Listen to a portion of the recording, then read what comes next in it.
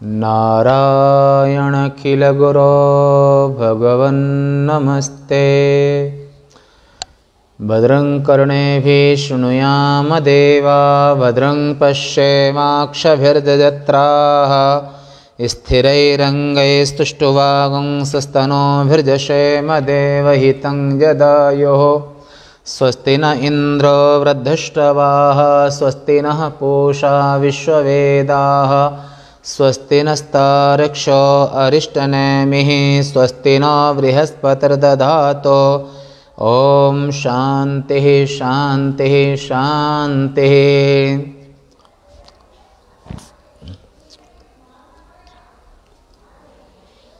उपनिषद आश्रम उज्जैन से नित्य प्रति क्रमशः उपनिषद प्रस्थान में आज 29/7/2021 में अथर्ववेदीय प्रश्नोपनिषद के चौथे प्रश्न का विचार है।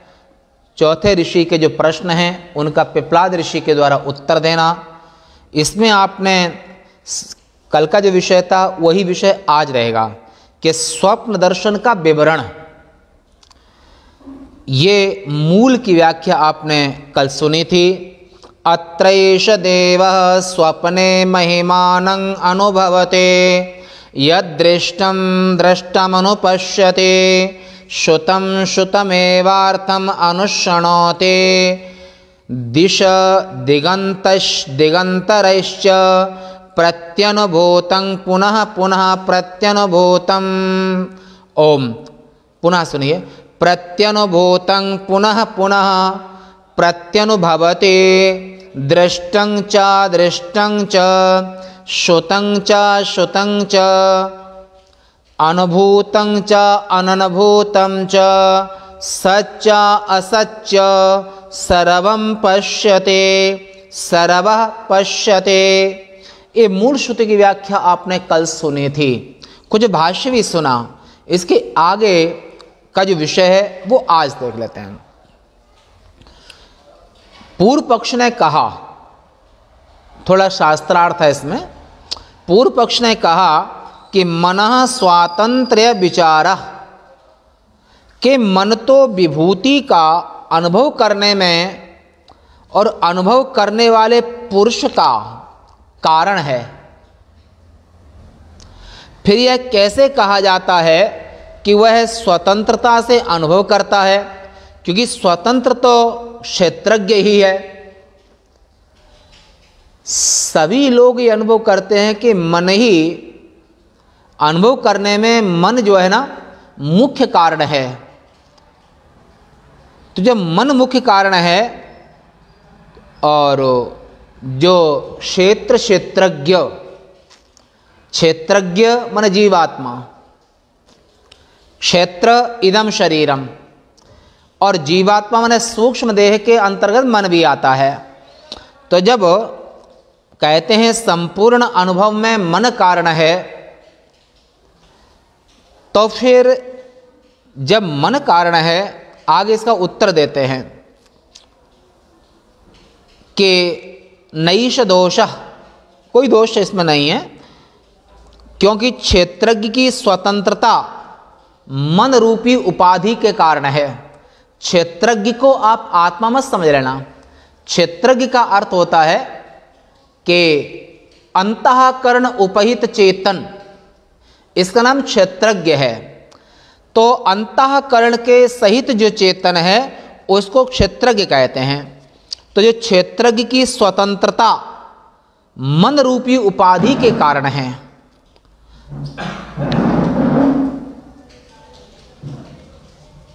वास्तव में जो क्षेत्रज्ञ है मन रूपी उपाधि के कारण स्वतंत्रता है, और वास्तव में जो क्षेत्रज्ञ स्वयं में न सोता है न जागता है, और उसका जागना सोना तो मन रूपी उपाधि ही कारण है। ये प्रसंग आप पहले भी सुन चुके हैं। पहले प्रसंग में तो आपने सुना था कि कर्मेंद्रियां मन में लय होती हैं, मन बुद्धि में लय होता है, और बुद्धि मन अंतःकरण वो प्राण में लय होता है। और इसलिए गहरी नींद में प्राण जागता रहता है, चलता रहता है, और न मन काम करता है, संकल्प विकल्पात्मक व्यापार मन नहीं करता है। निश्चयात्मक बुद्धि, तो बुद्धि भी निश्चय नहीं करती है, इंद्रियां भी देखना सुनना आदि कार्य नहीं करती हैं। तो यानी ये सब की सब प्राण के साथ में लय हो जाती हैं, परंतु प्राणो जागृति, पर गहरी नींद में भी हर जीव। अच्छा, ये भारतीय दर्शन इसलिए भी महत्वपूर्ण है कि भारतीय दर्शन वेद में हिंदू मुस्लिम सिख ईसाई ये कोई विशेषता नहीं, मतलब यहाँ विशेषता माने ये नहीं कि हिंदू का विशेष, मुस्लिम का विशेष, अमुक विशेष। अरे मन तो प्राणी मात्र के पास मन है, प्राणी मात्र के पास बुद्धि है, प्राणी मात्र के पास में अंतःकरण है, और प्राणी मात्र के पास में ये सब कुछ है। भूभाग का भी विवेचन नहीं है। मन और बुद्धि इंद्रियां चाहे भारत के लोगों में हो, चाहे अमेरिका, अफ्रीका, जर्मन, यूरोप के देश, या ईसाइयों में हो, या इस्लाम में हो, मुसलमानों में हो, या हिंदुओं में हो, कसाई में हो, धर्मात्मा में हो।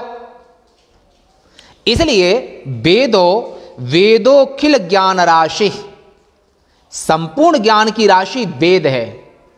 और वेद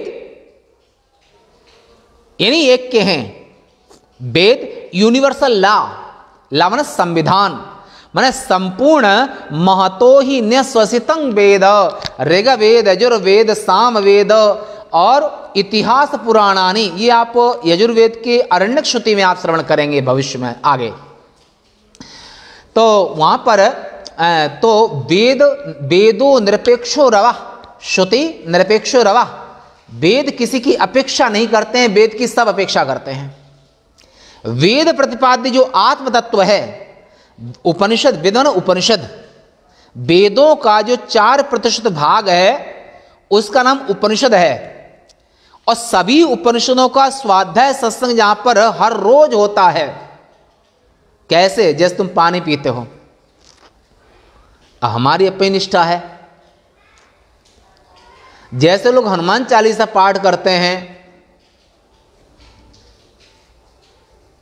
दुर्गा चालीसा पाठ करते हैं, भोजन करते हैं, खाते पीते सोते हैं, नमाज अदा करते हैं, अमुक अदा करते हैं, जो भी करते हैं, जैसे उनके लिए लोग जैसे हनुमान चालीसा पाठ करते हैं, ऐसे ही हमारा अपना सिद्धांत है कि हर रोज भाष्य का पारायण करना, कोई हो या ना हो कोई फर्क नहीं पड़ता है। धर्म के मार्ग पर जीवात्मा अकेले ही जाता है, धर्म के मार्ग पर जीव का साथ कोई नहीं देता है। धर्म ने सत्य, उसे अकेले ही चलना पड़ता है। और अगर आप गांजा पीने लगो, शराब पीने लगो, जुआ खेलने लगो, चोरी चकारी करने लगो, कोई व्यसन करने लगो, तो आपको और भी कोई दोस्त मिल सकते हैं, साथी मिल सकते हैं, और भी मिल सकते हैं, परंतु सत्य के मार्ग पर हमको, आपको, सबको, हरिश्चंद्र को, शिवी को, दधीच को, धर्म युधिष्ठिर को, धर्म के मार्ग पर जीव को अकेले ही जाना पड़ता है, और उसमें उसका साथ जल्दी कोई नहीं देता है। सबसे बड़ा धर्म क्या है? सबसे बड़ा धर्म है कि आत्म चिंतन, आत्म पूजन, आत्म अनुसंधान। और इसी को याज्ञवल्क्य ऋषि ने कहा है कि अपनी पत्नी को उपदेश करते हैं। सज्जनों, 2 पत्नियां थीं। बड़ी पत्नी बड़ी धर्मात्मा थी, बड़ी ज्ञानी थी। छोटी पत्नी जो कात्यायनी थी वो थोड़ा संसार में ज़्यादा रुचि थी। तो पति ने पूछा, ये आगे आगे तब बताएंगे, हम मुख्य बता रहे हैं। तो उन्होंने कहा आत्मा अरेवा द्रष्टव्य श्रोतव्यो मंतव्यो निधिध्यासितव्य।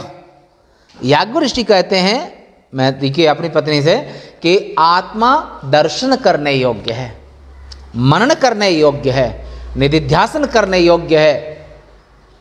बोलो कब तक करना चाहिए? आसुप्तेरामृतं कालम, जब तक ये प्राण इस घट से निकल न जाए शरीर से, और जब तक नींद ना आ जाए।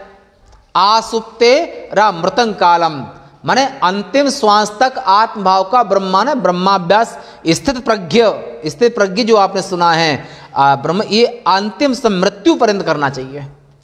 और जागृत अवस्था में जब तक नींद ना आ जाए, हमारे पूज्य गुरुदेव पूरी पीठाधीश्वरी महाराज एक अभी कुछ ही दिनों प्रवचन में बोल रहे थे, जब वृंदावन वो रहा करते थे, तो पुरानी बात है जब शंकराचार्य नहीं बने थे, तो उस समय बोल रहे थे कि 14 घंटा तक निराकार भाव में, निर्विकल्प भाव में, आत्म भाव में, उस समय पर शंकराचार्य नहीं बने हुए थे, पहले की बात बता रहे थे जब वृंदावन रहा करते थे। तो सोचो संतों का जीवन, संतों का चिंतन, संतों की समाधि वो कितना महान कि 14 घंटा तक निर्विकल्प होकर के आत्म भाव में रहना, यानी निराकार भाव में रहना, अहम आत्मा, बड़ी बात है, छोटी नहीं है। और एक अन्य श्रुति में भी कहा है कि नान्यत शृणोति, नान्यत पश्यति, नान्यत विजानाति, नान्यत जिघ्रति। आत्मज्ञ महापुरुष, ब्रह्मनिष्ठ महात्मा न दूसरे को देखता है, देखते हुए भी नहीं देखता है, न देखता है, न सुनता है, न जिघ्रति, न सूंघता है, न पश्यति, न देख, और न अनुमिनोति, किसी का अनुमान भी नहीं लगाता है। अगर उसका एक ही निष्ठा होती है कि यस्तु आत्मरतिरेव स्यात् आत्मतृप्तस्य मानवः आत्मन्येव च संतुष्टः तस्य कार्यं न विद्यते। तो श्रुति प्रतिपाद्य जो सिद्धांत है, ये यहाँ पर ये बात सिद्ध होती है कि जो क्षेत्रज्ञ है, माने अंतःकरण उपहित चेतन का नाम क्षेत्रज्ञ है, जो गीता में क्षेत्रज्ञ विभाग योग 13वां अध्याय है।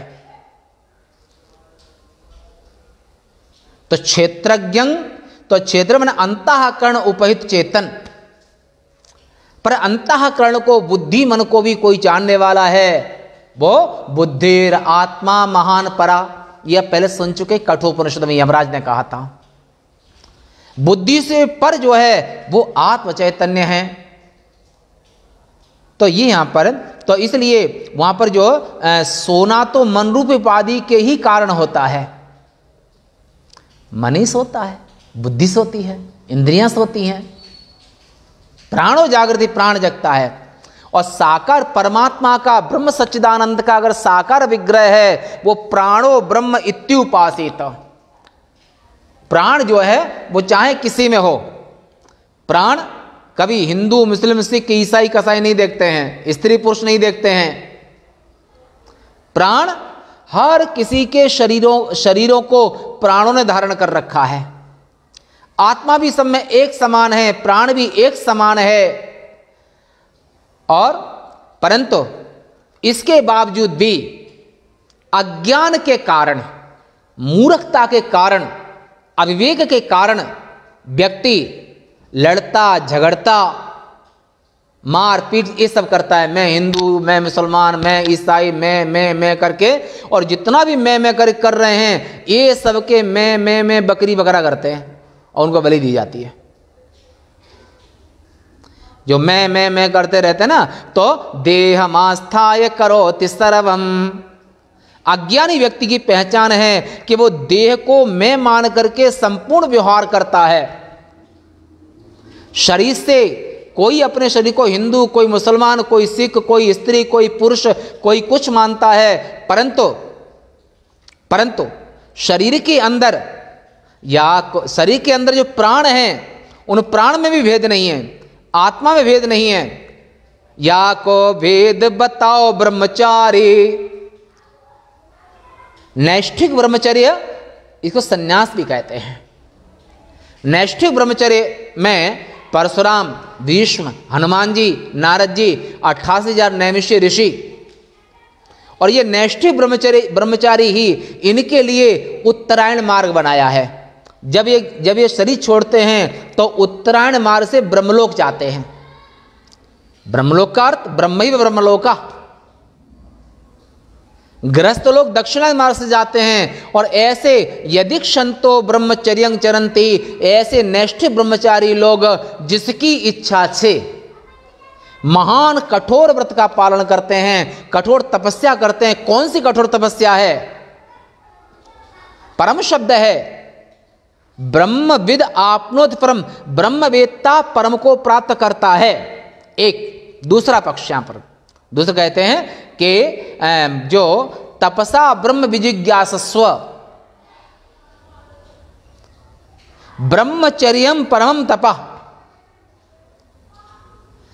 दुनिया में ब्रह्मचर्य से बड़ा कठोर तप, महान पुण्य देने वाला दूसरा कोई तपस्या नहीं है कभी। इसलिए ब्रह्मचारियों को देख करके, और जब वो जा रहे होते तो राजा भी उनको रास्ता देता है। ब्रह्मचर्य की वो महिमा होती है। और ब्रह्मचारी का दर्शन, उनके चरण छूना, उनकी सेवा करना, सन्यासी और ब्रह्मचारी के त्यागे नैव अमृतत्वम अश्नुते, त्याग से ही अमृत की प्राप्ति होती है। तो जो शिष्ट और सभ्य पुरुष हैं वो ऐसे त्यागी, तपस्वी, ब्रह्मचारी सन्यासियों को प्रणाम करते हैं। ऐसे गृहस्थ धन्य हैं, ऐसे मानव धन्य हैं जो त्याग की पूजा करते हैं, त्याग का रिस्पेक्ट करते हैं, सम्मान करते हैं, विवेक का सम्मान करते हैं, ज्ञान का सम्मान करते हैं। क्यों? त्याग ज्ञान विराग भगति उर्गारे। ज्ञान और वैराग्य ये दोनों पंख हैं जो जीवात्मा को उत्तम लोक ले जाते हैं। ज्ञान और वैराग्य, और इसी से ज्ञान और वैराग्य के कारण ही प्रणम्य और प्रणाम करने वाला, पूज्य और पूजक, त्याग पूज्य है। आसक्ति संसार में ले जाती है और त्याग परमात्मा की ओर ले जाता है। अज्ञान अधो योनि में ले जाता है और ज्ञान प्रकाश ब्रह्म सच्चिदानंद की ओर ले जाता है। तो यहां पर जो अंतःकरण भी जहां पर लुप्त हो जाता है, तो वहां पर जब गहरी नींद में जो अंतःकरण, जो प्राण के साथ लय हो जाता है, प्राण जगते हैं उस समय पर, तो नींद किसे आती है? इस बात से सिद्ध होगी, ये नींद आती है अंतःकरण को, नींद आती है इंद्रियों को, थकावट, फ्रेश, ये सब इनको। परंतु प्राण कभी थकता नहीं है। सूर्य कभी समष्टि प्राण है, प्रत्यक्ष ईश्वर हैं, थकते नहीं हैं। तो ऐसे परमेश्वर सूर्य भगवान ही प्राण हैं और प्राण को कभी नींद नहीं आती है और प्राण को कभी कोई मोहित नहीं कर सकता है। आंख भी अच्छा बुरा दोनों देखती है, कान अच्छा बुरा सुनता है, माना असुरेण विद्धा, ये प्रसंग आगे आगे तब बताएंगे। परंतु प्राणों को कोई भी असुर विद्ध ना कर सके, माने प्राणों को वो मोहित ना कर सके। प्राण किसी भी काम आदि विकारों में किसी भी कारण से उनको आप लालायित ना कर सके, इसलिए प्राण अनासक्त।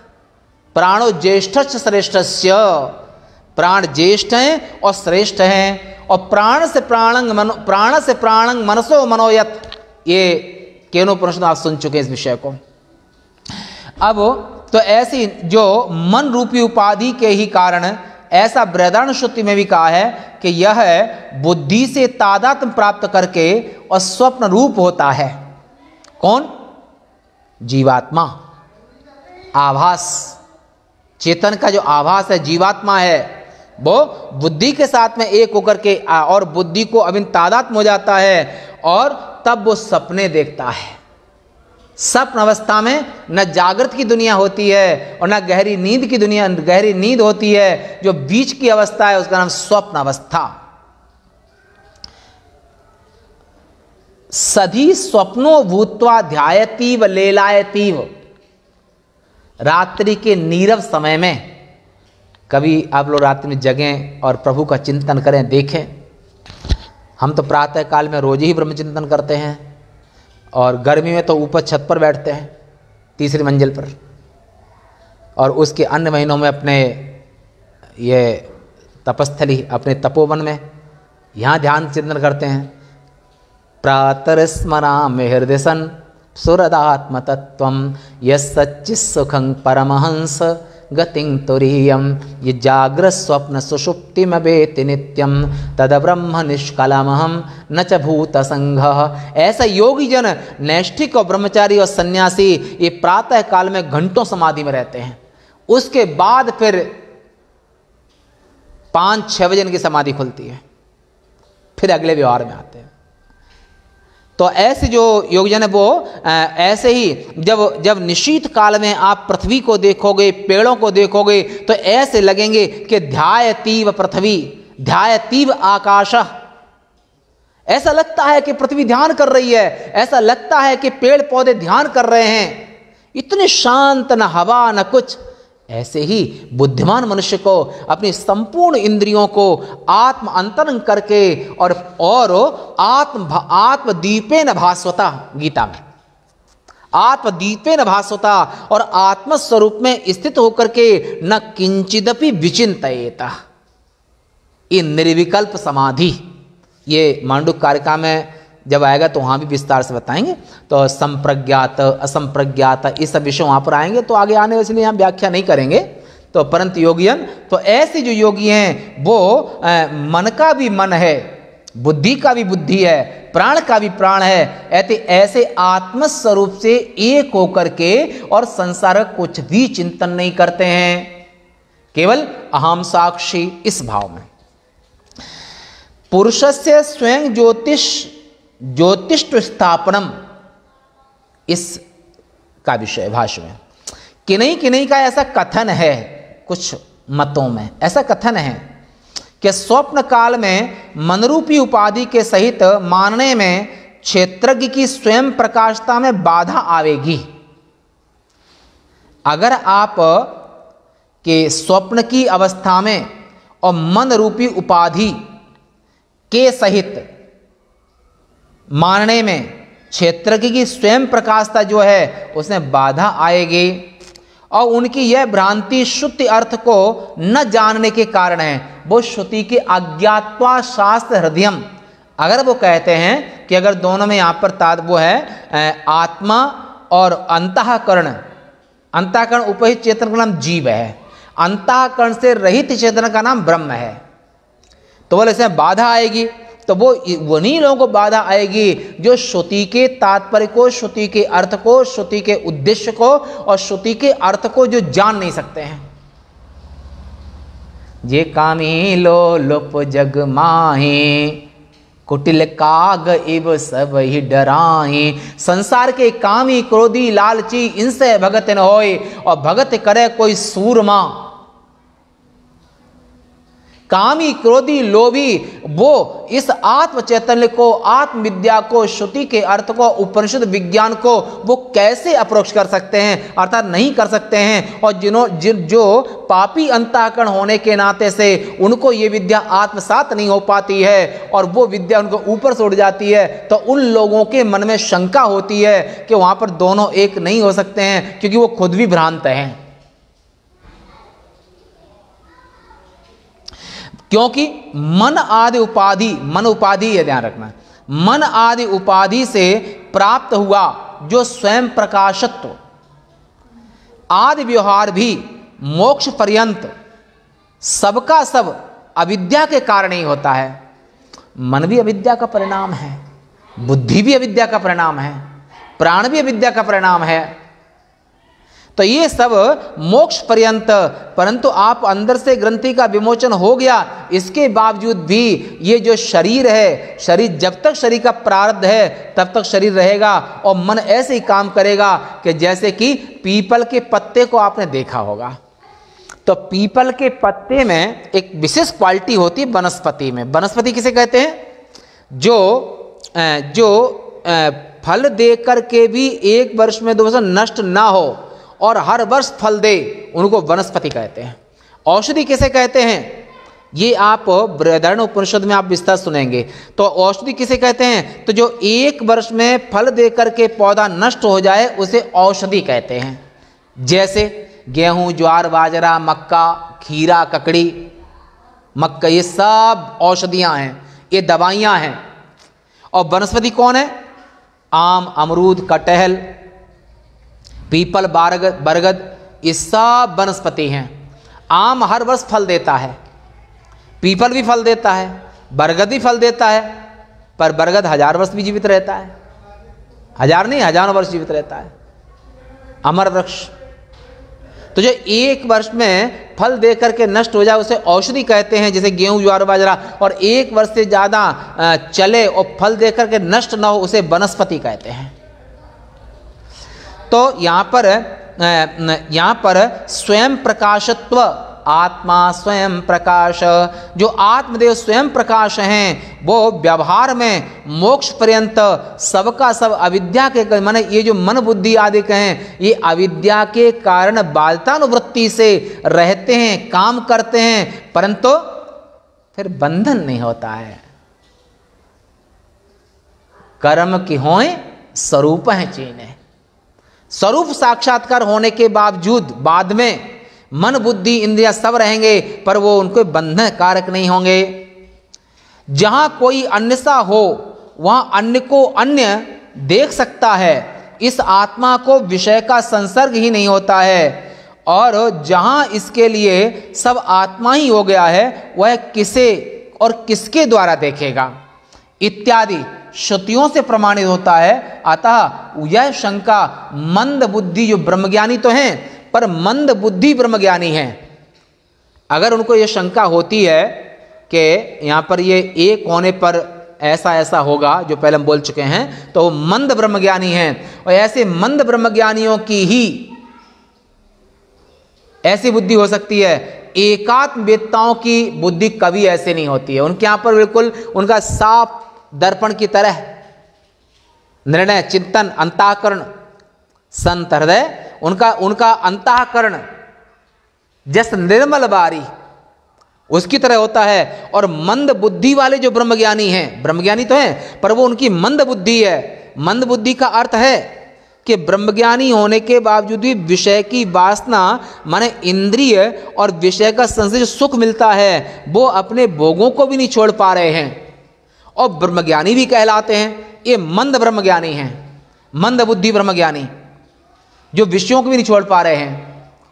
और जो ब्रह्मज्ञानी उत्तम ब्रह्मज्ञानी हैं आचार्य शंकराचार्य जी, सुखदेव भगवान, जड़भर्त और अन्य एक से त्यागी तपस्वी हुए हैं,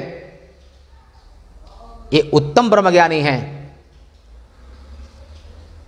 पहले आप सुन चुके हैं अरण्य किसे कहते हैं, तो स्त्री विहीना अरण्य। और ब्रह्मज्ञान होने के बावजूद भी उनको अगर विषय की इच्छा है खाने की पीने की अमुक अमुक अमुक और ये अगर वासना है तो मंद बुद्धि ब्रह्मज्ञानी। पूर्ण ब्रह्मज्ञानी उनके यहाँ वैराग्य जितना पुण्य ज़्यादा होगा उतना वैराग्य अच्छा होगा और जितना पाप ज़्यादा होगा उतनी आसक्ति ज़्यादा होगी। इसलिए भास्कर कहते हैं कि ऐसे मंद बुद्धि ब्रह्मज्ञानी जो एक कबीरदास जी ने लिखा है अपने साहित्य में, तो चली है कुलबुरनी गंगा नहाए, चली है कुलबुरनी गंगा नहाए, सत्तू बनायसी भुरकी भुनायसी, घूंघट भीतर भसकत जाए, चली है कुलबुरनी गंगा नहाए। ब्रह्मानंद मंदाकिनी गंगा में नहाने चल दिए हैं परंतु अंदर से विषय भोग की इच्छा है, ये मंद ब्रह्मज्ञानी।